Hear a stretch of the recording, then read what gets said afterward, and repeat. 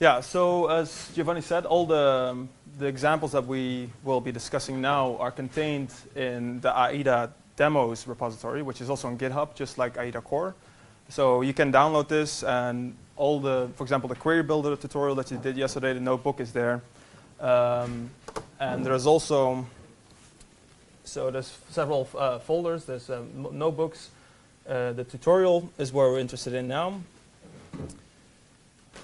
The query builder is what you did yesterday, and now we'll show you a band structure tutorial that we wrote. So this is how you can access it. I've opened it here in Jupyter Notebook. And the idea of to do is, I mean, so far we've seen a couple of workflows. Most of you, huh? Can I zoom this?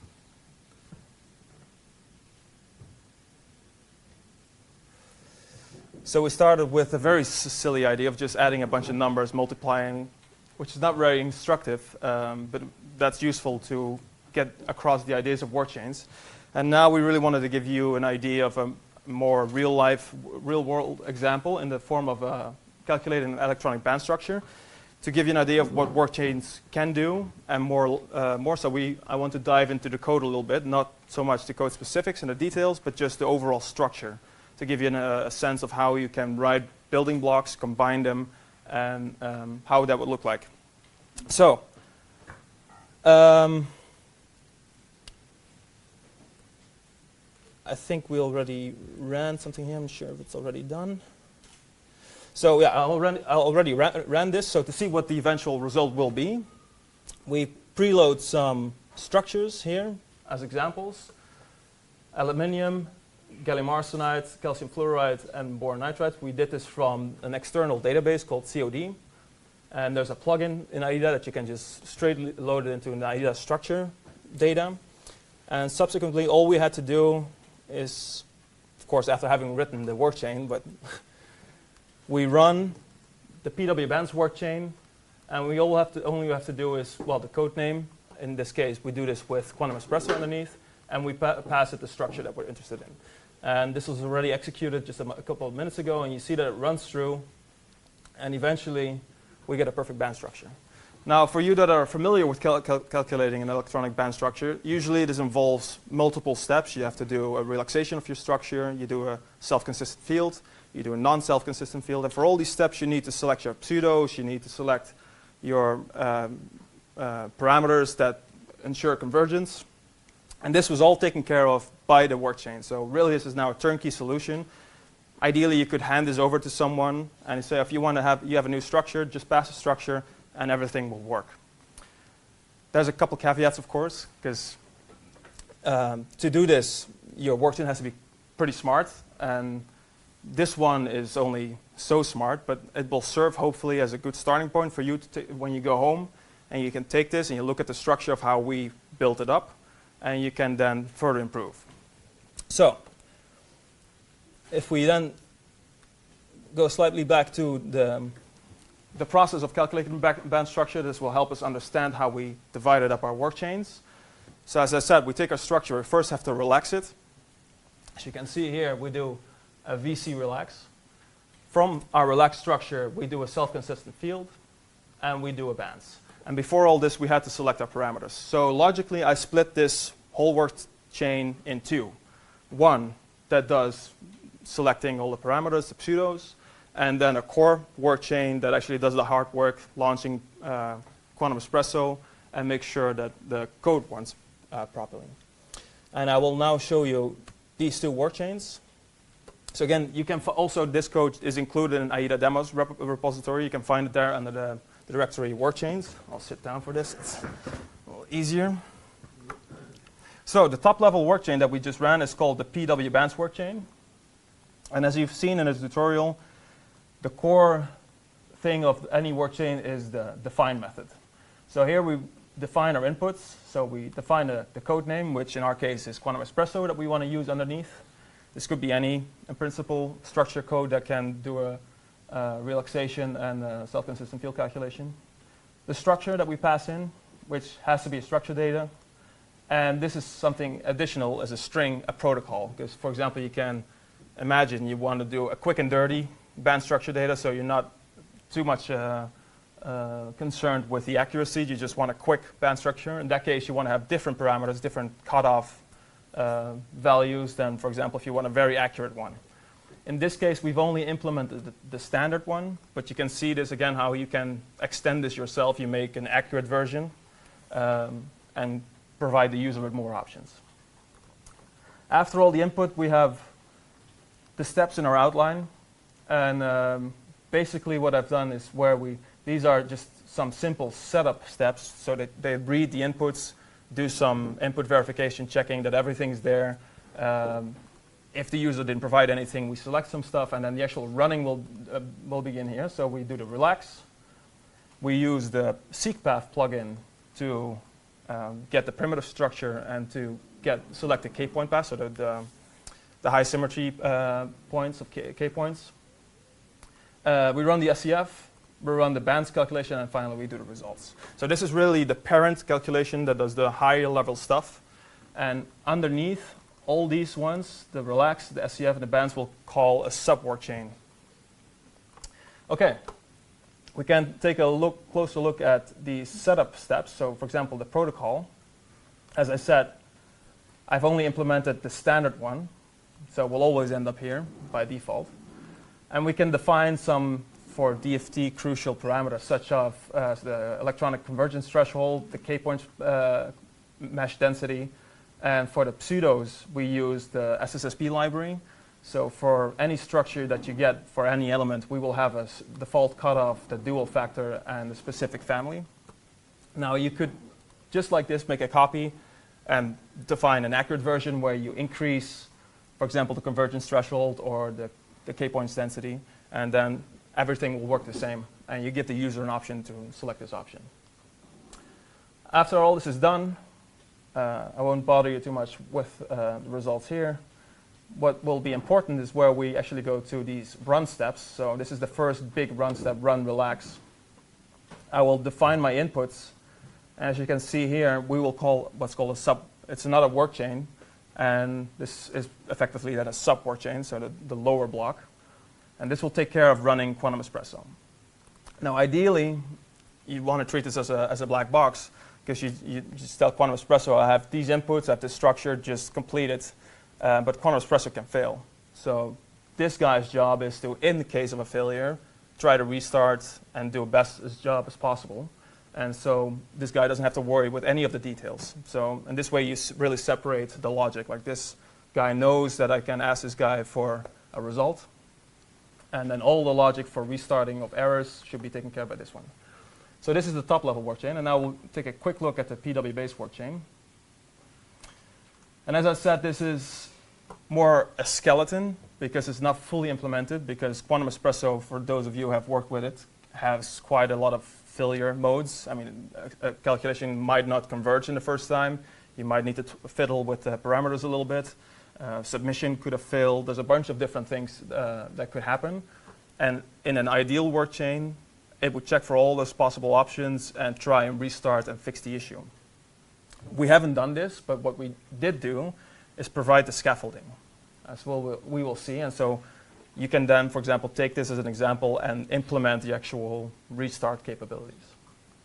So again, the define method is where the magic happens. We define our inputs. So these are all the inputs that we would need for a Quantum Espresso calculation.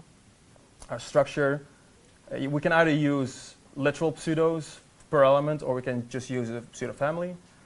A previous calculation if we wanted to, a set of K-points, parameters, etc. And now the loop for a PW calculation is simply we do some setup, and then we have a while loop with a function that calls should we run PW. And if we quickly take a look at this function, it will return a Boolean. It says as long as this thing is not finished, which we store in the context, and as long as the current iteration is smaller than the number of max iterations that we set, we're not converged, and we haven't exceeded our maximum number of retries, so we'll run again.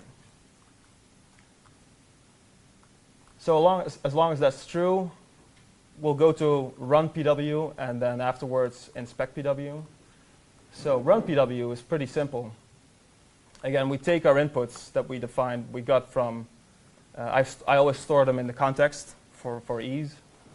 We build our inputs dictionary, and we create a process, PW calculation, which is already installed in AiiDA, and we call submit.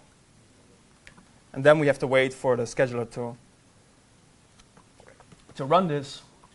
And when this is done, the Workchain will notice, and then we come to inspect PW. So this is where we check the results and see what happened.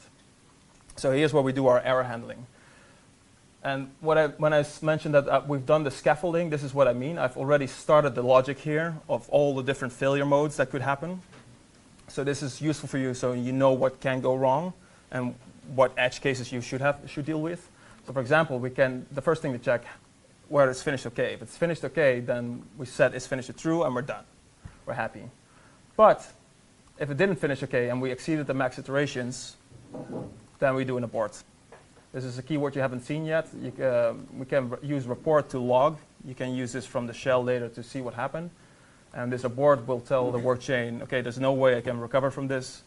We've exceeded the number of retries and we'll just quit. Otherwise, we'll check the state. So we define a set of expected states. If it's not there, we don't really know what to do, so we also abort. But there might also be some expected states. For example, submission failed. So if submissions failed, then we call this function and we deal with I'll show you later what this does. Or maybe the actual calculation was submitted, but it failed, and then we call handle calculation failure. So these two are the key parts that we haven't implemented, but that you could subsequently implement yourself. So if we look there, currently all you will see an abort no wait. Error handling is not currently implemented. So this is a great Workchain, very nice. And the same goes for calculation failure. Error handling is not implemented yet. But as you can see, this will now show you if you wanted to extend this, you could start doing your stuff here. Inspect your calculation. What went wrong? Did it not converge? Was there a real quantum espresso error? If it not converged, you can, for example, set some of the inputs and try again, etc. So hopefully this gives you an idea of what a real-world example would look like, and a bit of scaffolding, and gives you a place to start. And as just one more time to repeat, all of this stuff can be found online at GitHub at AiiDA team /AiiDA_demos. Yeah, that's pretty much it.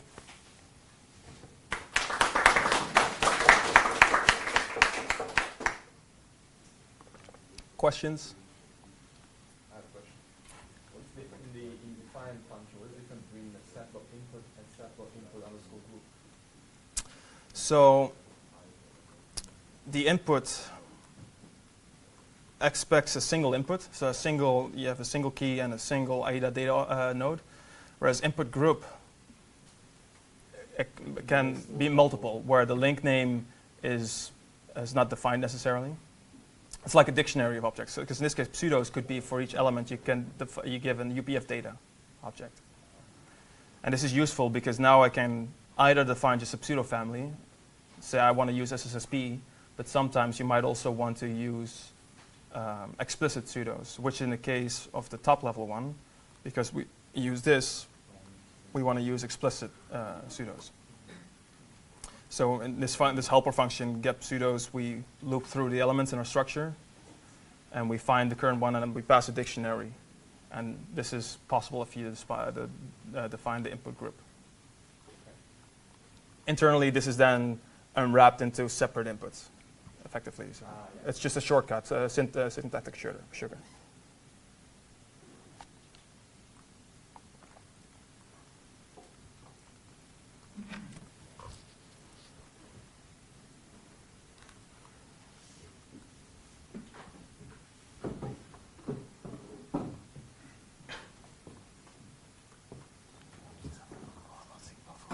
Oh, yeah, you can.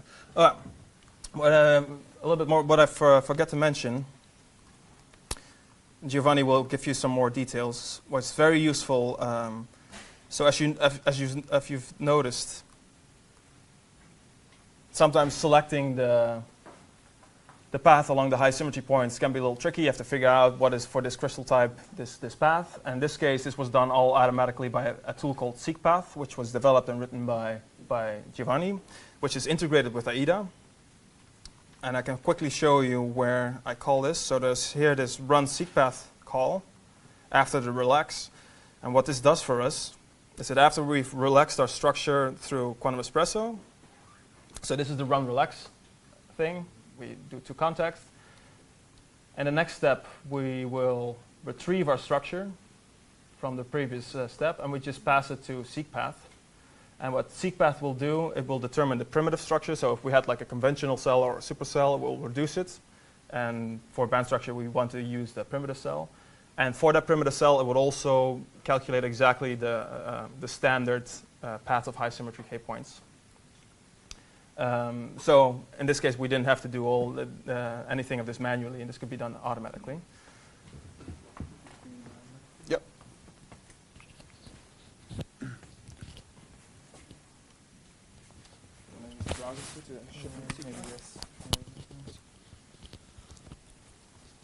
So this will just take less than 5 minutes, and then we can go for the coffee break, so don't worry. So 2 things, just maybe because I think it might be useful for some of you.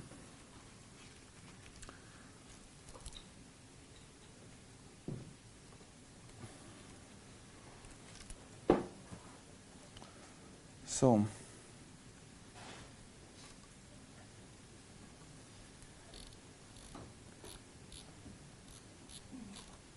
okay, so if you Google for SeeK-path, you end up in this Materials Cloud page, materialscloud.org/tools/SeeK-path. And okay, there is some introduction here what it does and why it's useful. Let's say the main thing is that we spend a lot of time to make sure the conventions we use are compatible with what is typical conventions in crystallography. For instance, if you have monoclinic cells, you want to have the B-axis unique cells and so on. Letters are compatible with what is defined in the international tables of crystallography and the Bilbao crystallographic server, etc.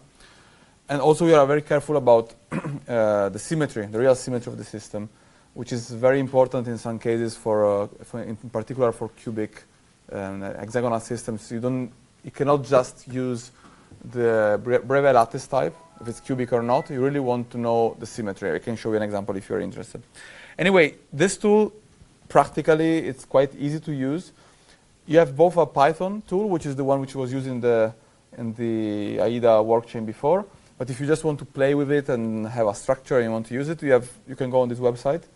You can either upload a file in a number of formats, and if you want a more format, it's very easy to extend them, and you can just upload it and see. Or you can choose an example just to see how it works. For instance, these are all the possible Breve lattices which exist. You have an explanation here of what it means, cubic, hexagonal, if it's primitive, etc. I'd say if you just want to make a very simple example, you want to take a cubic face-centered, you have 2 options depending on the topology of the system. And I just take one. For each of these examples, you find an example structure and the respective Brillouin zone with the position of the high symmetry K points, a suggested path. And if you go down, you find all the coordinates. Here it's a suggested path. You find the primitive cell information. So the tool also gives you the primitive cell, which is standardized. So this is very important. If you have a primitive cell, for instance, if you have a tetragonal cell, you always want to standardize it and have, for instance, the C-axis along the 3rd vector. So all this part of getting primitive cell and standardization is done through SPGlib automatically by SeeK-path. And at the end, you get also the raw data, which is the data basically which is also returned by the Python function. So the coordinates of the points, both in relative and Cartesian coordinates, the path you should follow, etc. And you also have, for instance, in this case, a quantum espresso input. You can basically copy and paste and adapt a bit. So this is the tool. You can, I was saying, use it for seeing how it works, or use it to load your structure. Or if you have more than one, you should typically, I would suggest, use it from Python. The right way to use it is the following. Typically, you get a structure from a database. The first time you still already want to use SeeK-path mainly to get the primitive cell, Okay, and in this way you save computation, and also it orients it in a way which typically helps also the DFT software to find the symmetries. And then at the end of the relaxation, it's always good to use SeeK-path again, because very often in the relaxation you might change the symmetry of the system. Maybe you have go to a higher symmetry system, and then you need to use SeeK-path to get the new standardized cell. So that in fact, if you look at the Workchain that you just saw, there is one at the beginning mainly to get the primitive cell, and one at the end to get the k-points. And once you get so the SeeK-path could rotate your cell. So once you rotate it, you store this k-point path, and you use for doing an SCF and then the bound structure. So remember to do SeeK-path, especially at the very end, to get the final cell in the correct orientation, because this could rotate. That's it, basically.